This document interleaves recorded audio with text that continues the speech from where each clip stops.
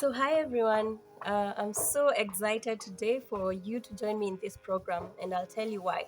Because today I'm going to be interviewing the founder and CEO of Oak Farm, which is our farm. And here he is. I'm so glad that today we can get to have, one-on-one interview for you guys, so that you get to hear also where we came from, where we've reached up to this point. You've heard it from me, so today you can hear it from him, and I'm so glad that you're here. So this is the Chronicles of a Suburban Farmer's Wife, where I share my experiences as a learning farmer. And if you enjoy farming and outdoor homestead activities, this is the channel for you. So make sure you subscribe and hit that notification bell so that you always get updates when we upload a video. So today we are going to talk about the challenges, um, the main challenge actually we have faced in dairy goat farming, as I promised in the last video. So I look forward to hearing also from his side, because he actually has done most of the um, running the operations part of the farm. And so let's get right into it.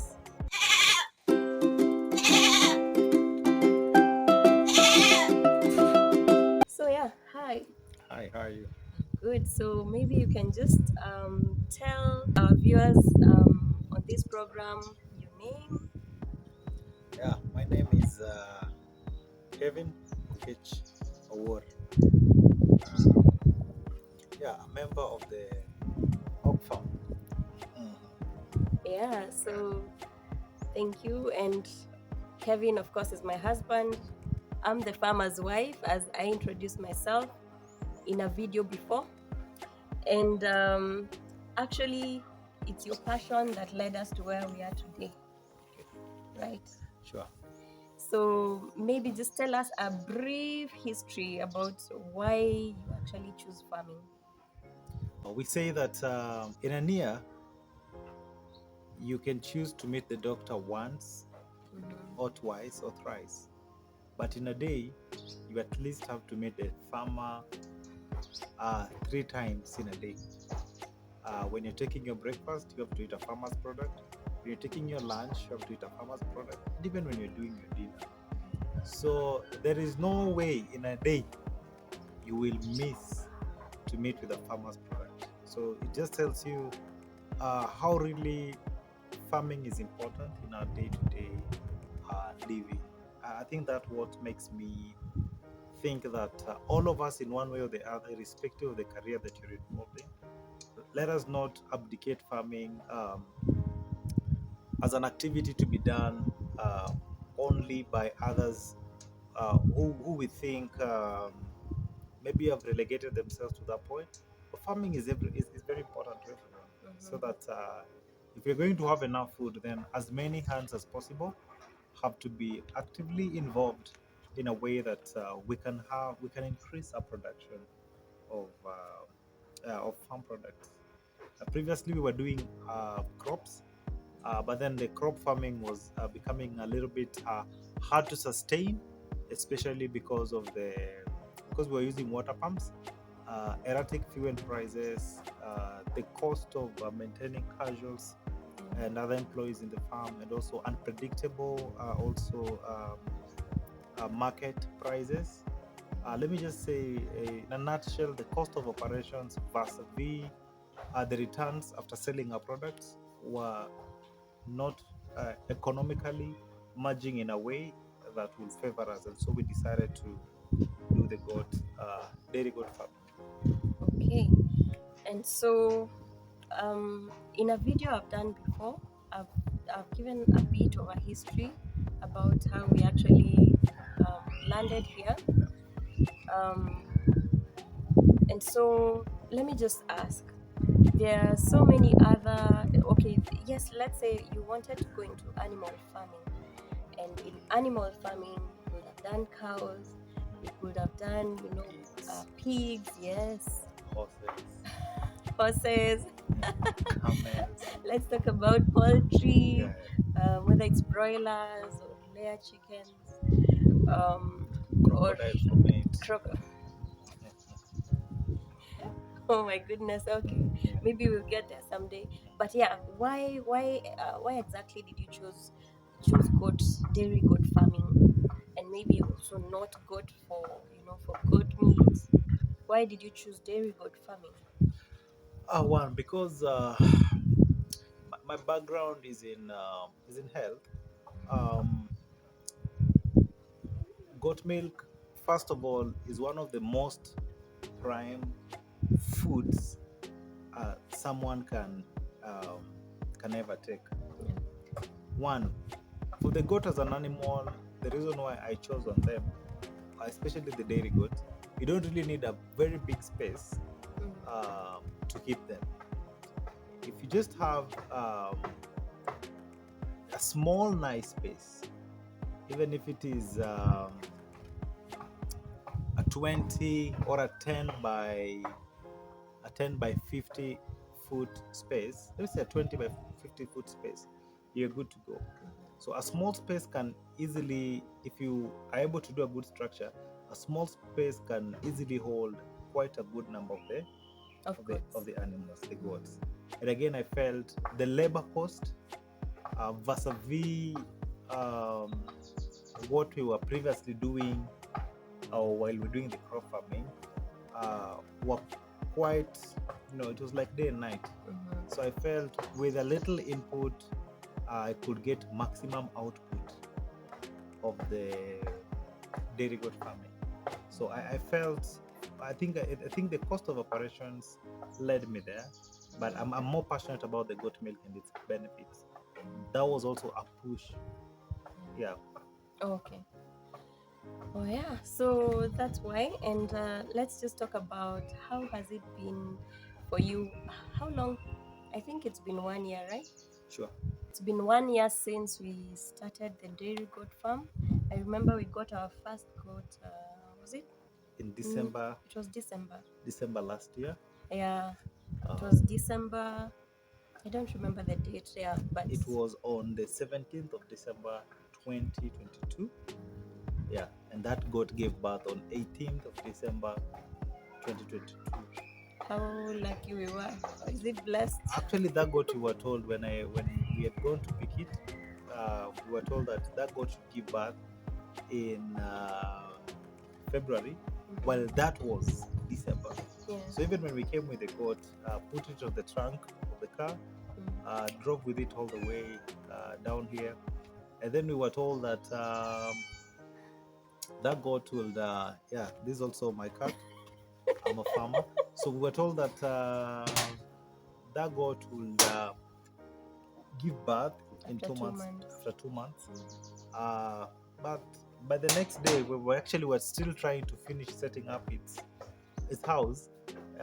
It gave birth just within the compound, Yeah. which was quite a blessing. And I think it made me also to learn that before you bring them, please complete doing the structures. But anyway, if you always say until you're ready, you'll never begin again. And I actually told them that in one of the videos because, Yeah. of course, I learned so much from you, even as we go along, and the principles that you work with, and Yeah. that is one of them. When I was talking about how we did the structures, and we have had to make modifications Yeah. to the structures over time. Sure. But the good thing is that we started.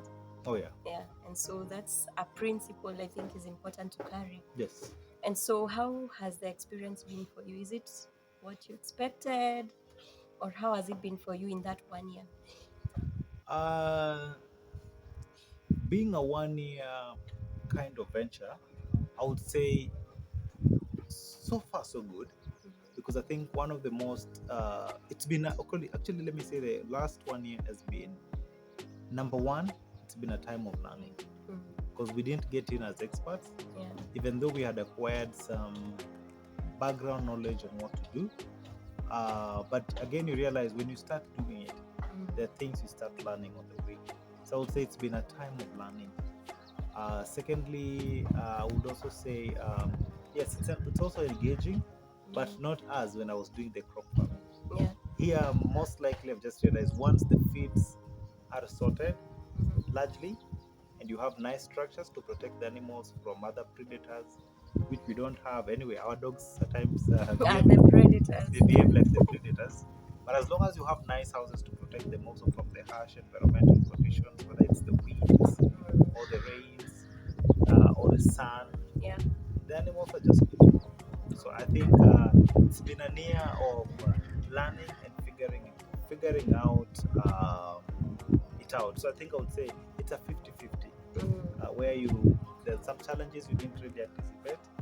You see them coming. Then there are the other benefits. Maybe you didn't see a lot that really surprise you. Yeah. But all in all, it's been interesting. It's been adventurous at some point. True. Yeah. Let me just ask, what has been the highlight for you when it comes to dairy goat farming in this 1 year? I think one of the highlights is at times when you see people's reaction, especially to the product. Like at times you meet somebody and they tell you, "I've been looking for goat milk," Yeah. and at times it makes you feel, "Oh, then it wasn't really a bad decision." Because again, it only makes sense when you find people who want to consume that product, Yeah. or truly are sold out to that product. Then it makes you even want to do it more. I think that's really a highlight for me. That's true. And it's interesting because I share the same highlight. Okay.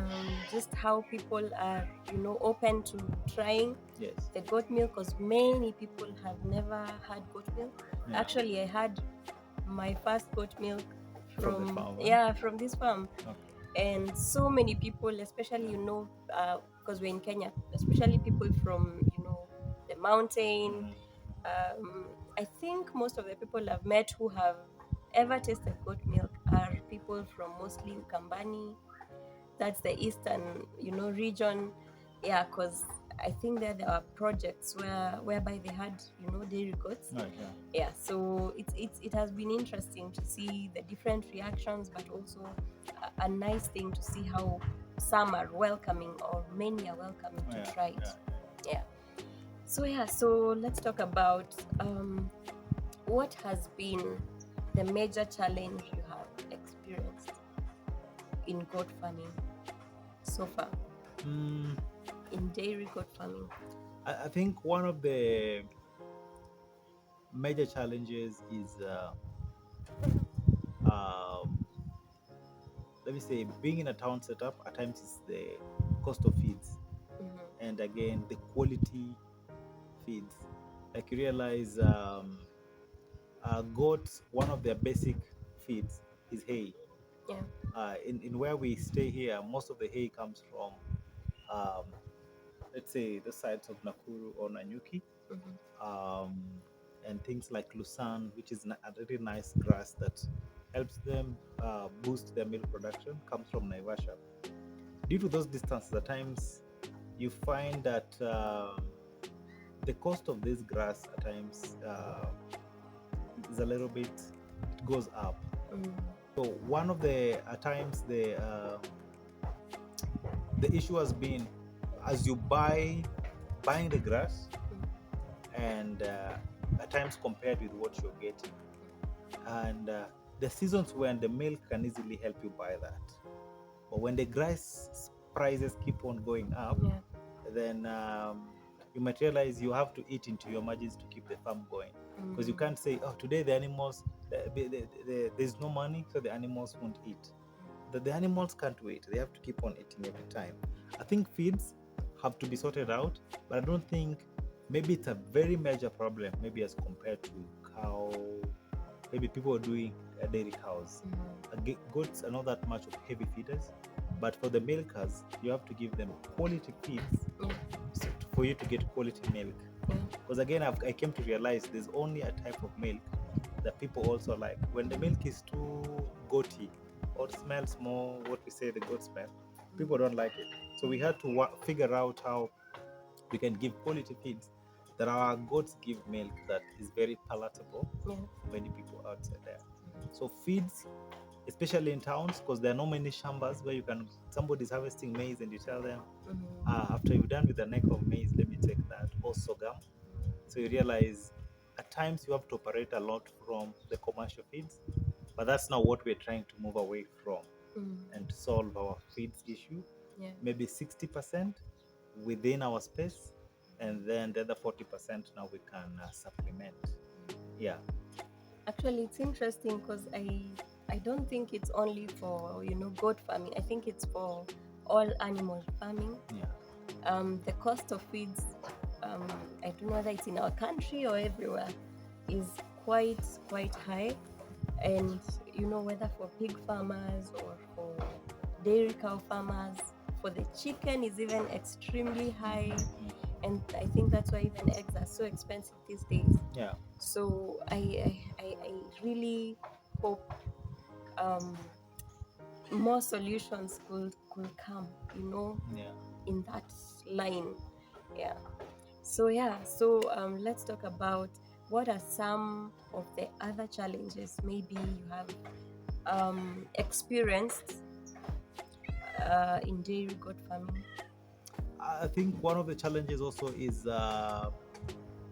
finding other farmers, especially when you want to do breeding, Uh, who have the quality maybe of the back that you need for your doors. So I would say that yeah, getting we need to have group of farmers where you can again also easily exchange the quality back so that you don't have any issue with inbreeding.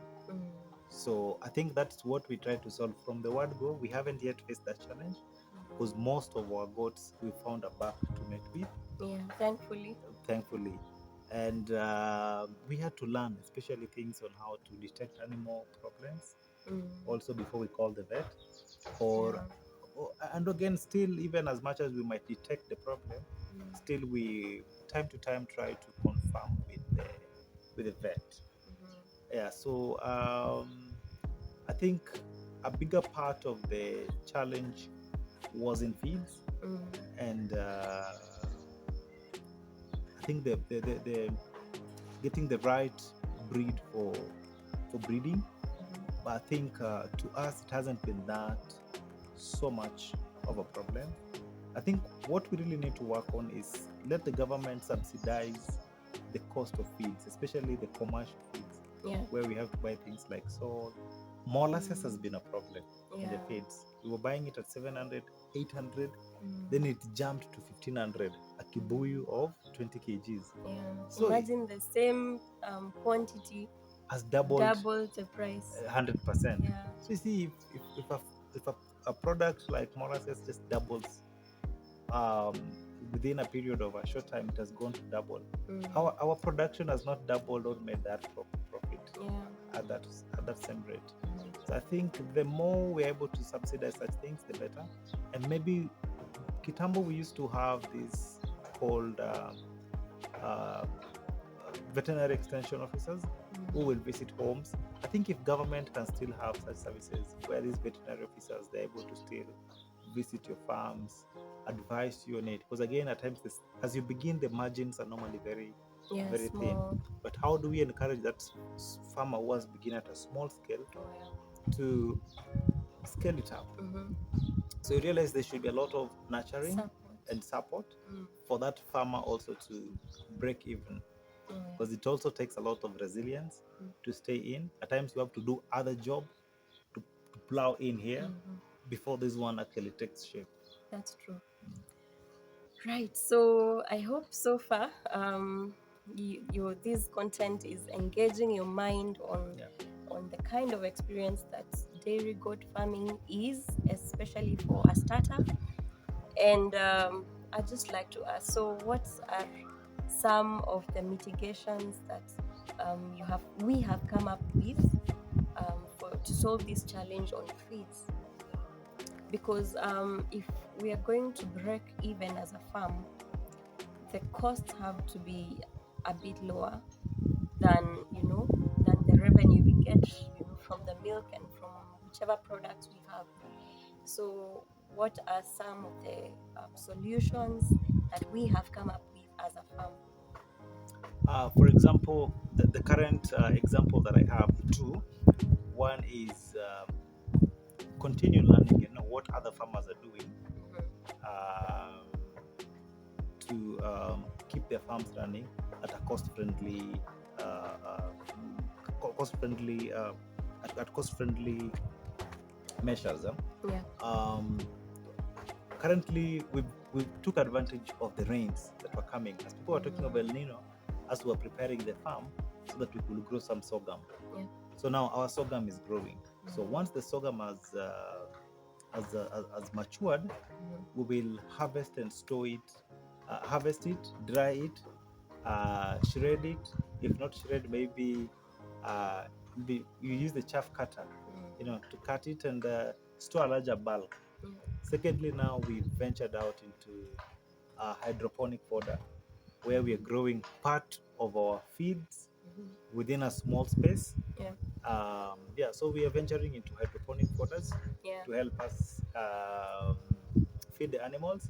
So it's something which is in the trial stage. So I believe you will come back to this channel and give your people a feedback on how it's happening. So yeah, we keep trying and we keep seeing. And again, another thing I'll say, if you're buying feeds, buy feeds in bulk. Spend upfront, so you're able to spend upfront when the feeds are cheaper.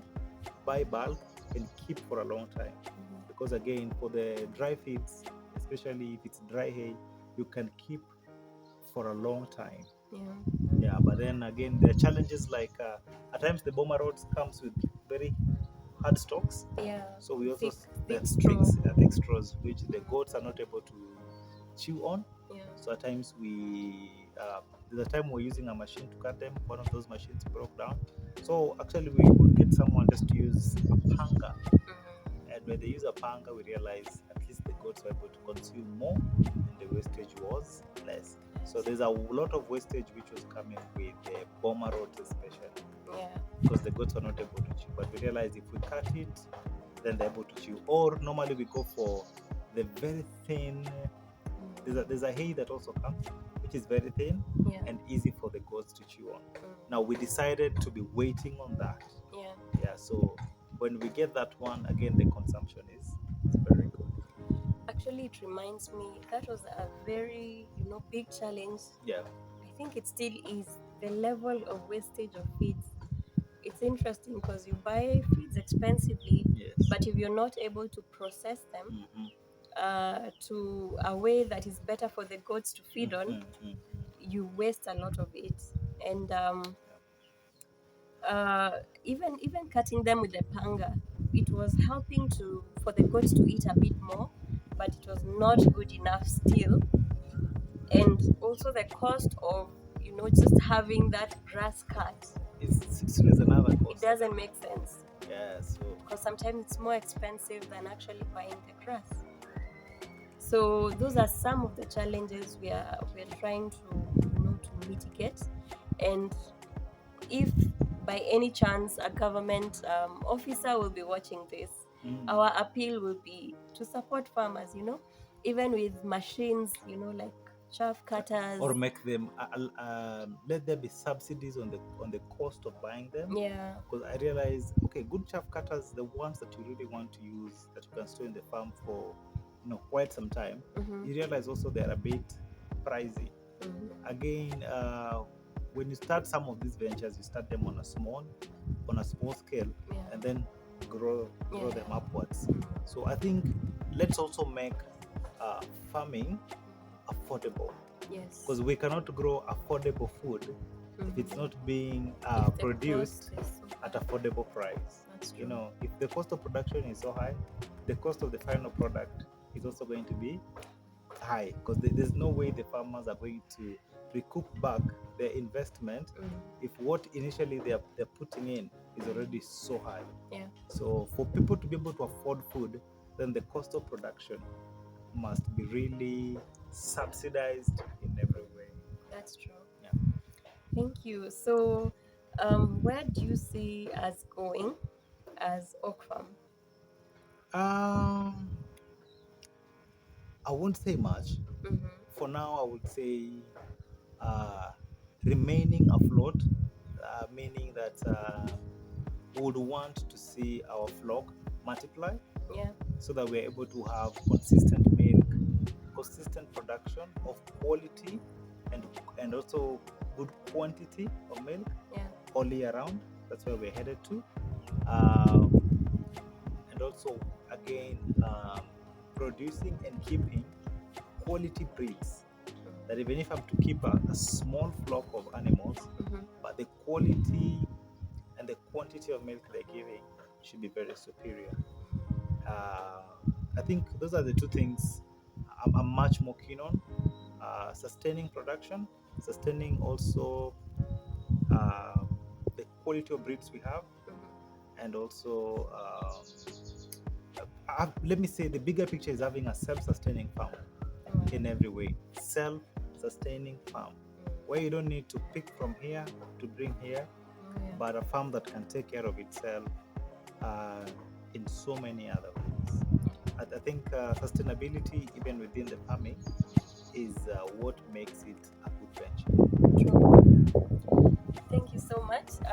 So I'll definitely share videos also on the hydroponics. Oh, yeah. Hydroponics farming we've started. As I said, we are doing the trials, and I've been recording everything so that I can share it with you, as well as the sorghum farming we are doing, and how all that goes. And we'll be engaging you also in many more videos, just so that the audience can keep learning from you, because you have so much wisdom also in line with this and other areas. And so thank you for agreeing for this interview. Thank you for inviting me. And guys, keep it here. There's a lot for you to learn and also share, by the way, because I know there could be other farmers who are listening outside there, and maybe they have solved some of the problems we are going through. We don't know it all. We also believe we are likely students of other farmers or other experts who have figured out something we haven't yet figured out. So keep it here. There's a lot to learn from in this channel, but again, for us to learn through you outside there. So thank you for inviting me, and yeah, you're welcome. Appreciate it. Yeah. Thank you so much. If you've watched up to this far, thank you for coming along with us. I hope you have enjoyed the video, and if you have, be sure to give it a big like.